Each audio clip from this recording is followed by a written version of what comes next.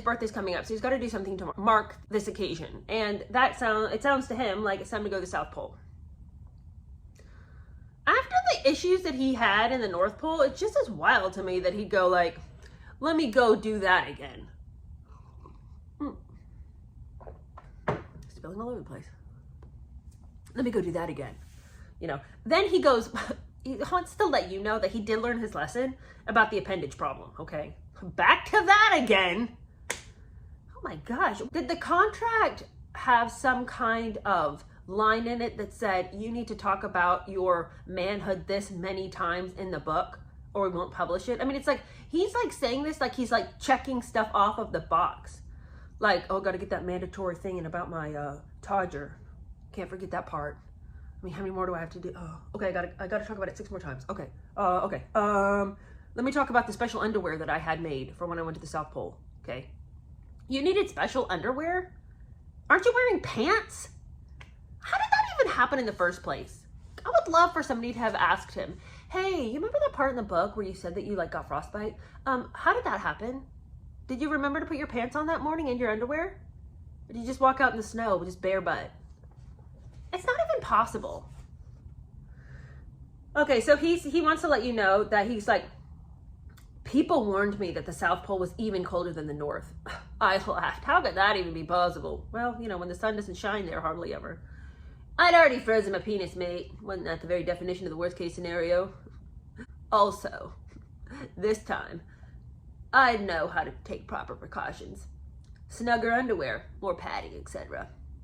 Better yet, one very close mate hired a seamstress to make me a bespoke cock cushion.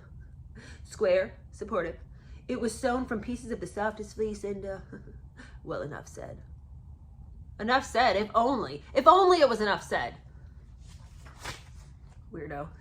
He says when they get there, there's this little tiny village and it's got these little porta cabins, and he says that it was amazing there. They fed him so well. The chicken noodle soup is out of this world, by the way, in the South Pole, in case you ever find time to get down there.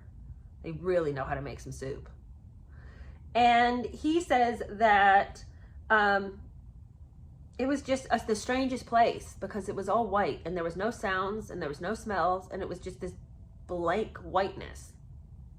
And there was nothing to see except for like some giant fuel barrels. And he thought that this might be a really good place for him to sort of like wipe the hard drive of his mind, like really, you know, start fresh, hit the reset button here in this white place where everything is just blank. So he says that they get going. They flew to the starting point of the trek. And as they began walking, he says, as we began walking at last, I remembered, oh yeah, my toe's broken. What? Just recently, in fact. A boys' weekend in Norfolk. We drank and smoked, party till dawn. And then, while trying to reassemble one of the rooms that we'd rearranged, I dropped a heavy chair with brass wheels onto my foot. Silly injury, but debilitating. I could barely walk. No matter. I was determined not to let the team down. How very generous of you, considering that once again, you're walking with people who are severe amputees. One guy doesn't even have any legs, so we don't want to hear about your toe. He talks about how he had been advised by an experienced polar guide to clean the hard drive, as we have discussed, and that the nothingness of the place would put him into a trance in which he could sort of sort himself out.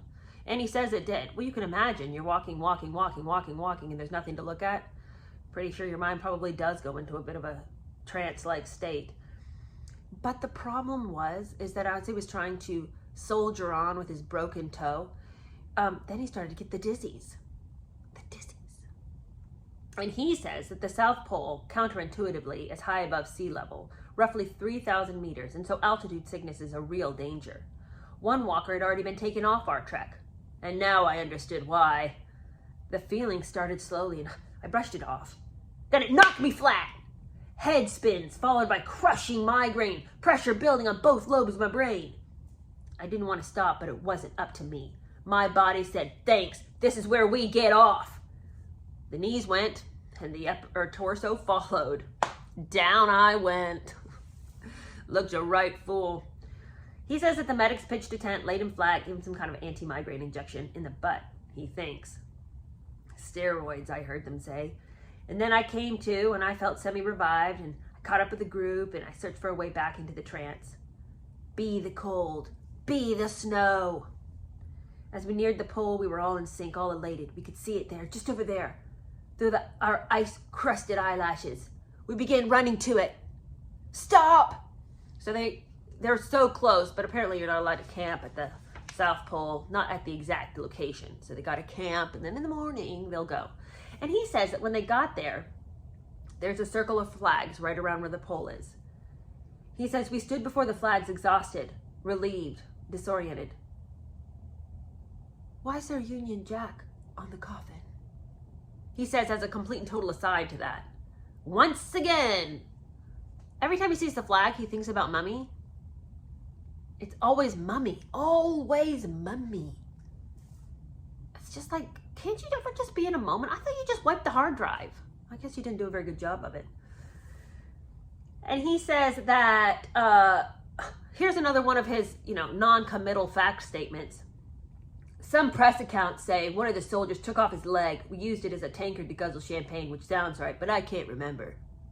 And my immediate thought was, you can't remember drinking champagne out of somebody's leg? But then he goes on to say, I've drunk booze out of multiple prosthetic legs in my life, and I can't swear that this is one of the times. His normal is just not mine. Okay, I feel like if I ever drank champagne out of somebody's leg, I'd remember it, but I guess I'm not living the life of the rich and famous, in which we just take off our prosthetic legs and drink ourselves silly.